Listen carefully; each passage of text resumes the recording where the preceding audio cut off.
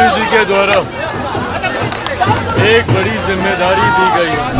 मेरे प्रधानमंत्री जी खुद उनकी निगरानी, खुद वो मॉनिटरिंग इस चीज़ की कर रहे हैं। बिहार में प्रोसेसिंग यूनिट्स होने चाहिए। प्रधानमंत्री जी ने मुझे फूड प्रोसेसिंग विभाग की ही जिम्मेदारी दी है। सरकार की प्राथमिकता है कि किसी भी बच्चे के साथ कोई अन्याय नहीं होना चाहिए, ताकि किसानों के हाथ में ज़्यादा आमदनी आए। लेकिन नीट का विषय एक गंभीर विषय है।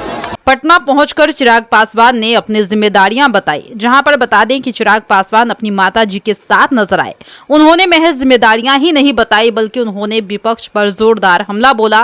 साथ ही नीट मामले पर भी कहा है कि इस पर सरकार तेजी से कार्रवाई कर रही है। जो भी शक के जद में होंगे उन्हें बख्शा नहीं जाएगा। और उन्होंने क्या कुछ कहा, सुनिए।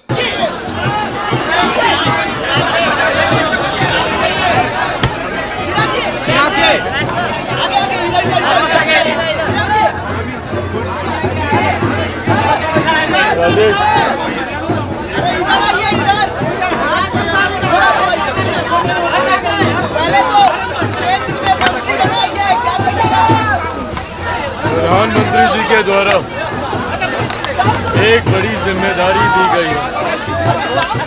फूड प्रोसेसिंग मंत्रालय की एक ऐसी जिम्मेदारी है। हमारा देश एक कृषि प्रधान देश है।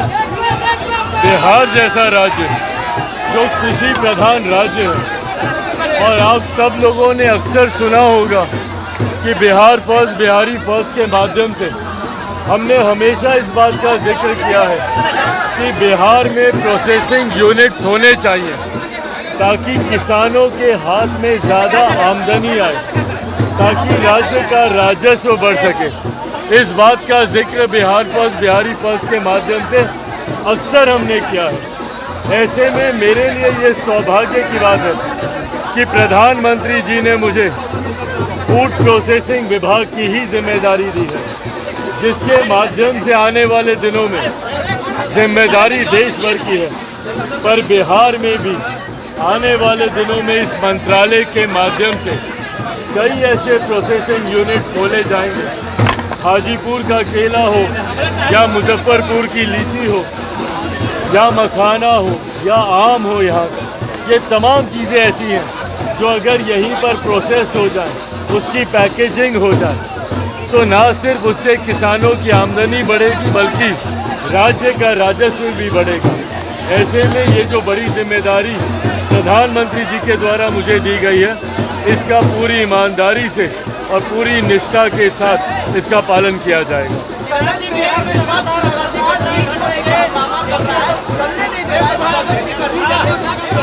देखिए, नीट का विषय एक गंभीर विषय है। ऐसे में सरकार की प्राथमिकता है कि किसी भी बच्चे के साथ कोई अन्याय नहीं होना चाहिए। मेरे प्रधानमंत्री जी खुद उनकी निगरानी, खुद वो मॉनिटरिंग इस चीज़ की कर रहे हैं।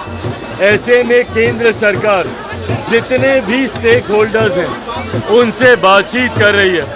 कई ऐसे बच्चे हैं जो री-एग्जामिनेशन के पक्ष में नहीं हैं, कई हैं जो चाहते हैं कि री-एग्जामिनेशन हो।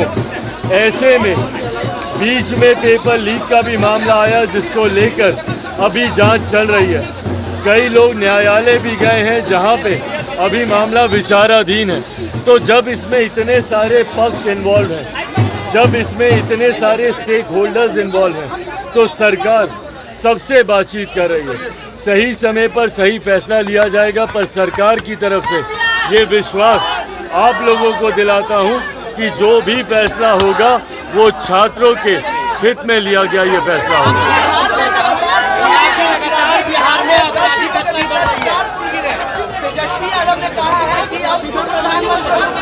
ये दुर्भाग्यपूर्ण है, और मैं पूरी उम्मीद करता हूँ कि प्रधानमंत्री के मुख्यमंत्री जी तो इसकी मॉनिटरिंग कर ही रहे हैं, पर हमारी सरकार कोई भी दोषी जिसने ये लापरवाही की है, जिसने गुणवत्ता के साथ जहाँ पर भी भ्रष्टाचार हुआ है, कोई भी दोषी बख्शा नहीं जाएगा।